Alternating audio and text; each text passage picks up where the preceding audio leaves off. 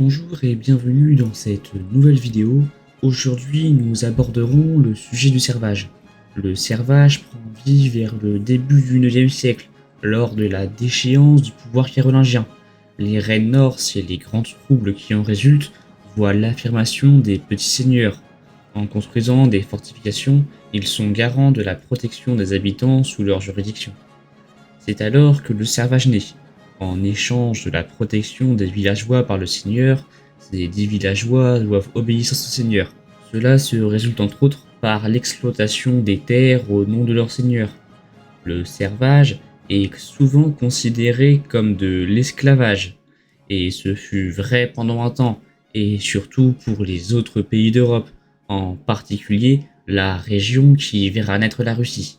Cependant, alors qu'un esclave était considéré comme la propriété personnelle de son maître et ne valait pas plus qu'un objet, un serf tenait sa condition de par la loi.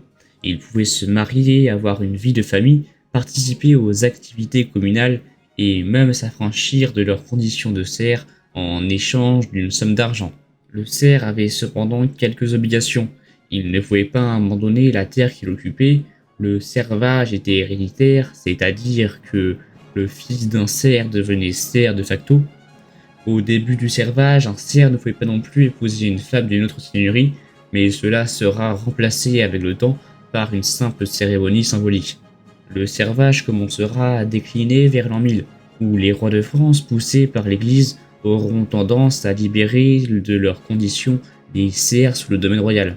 Cela aboutira à l'édit du 3 juillet 1315 par Louis X le Hutin.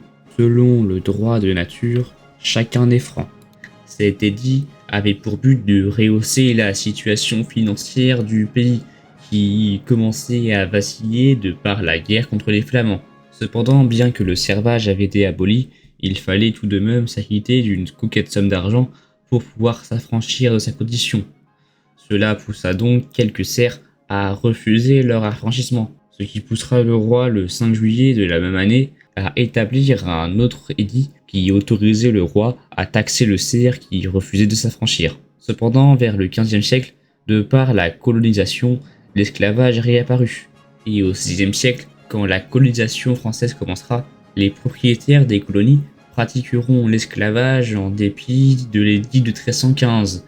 Éloignés du pouvoir royal, ils pouvaient commettre l'esclavage sans craindre les foudres du gouvernement. Au XVIIIe siècle, qui est le siècle des dites Lumières, les partisans de la liberté économique, pour des raisons financières, voulurent rétablir l'esclavage en France.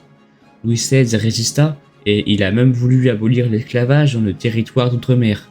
Mais à cause de l'influence des puissants, il ne put réussir. Vive Dieu, vive la France, et vive les rois. Vive Dieu, vive la France, et vive le roi.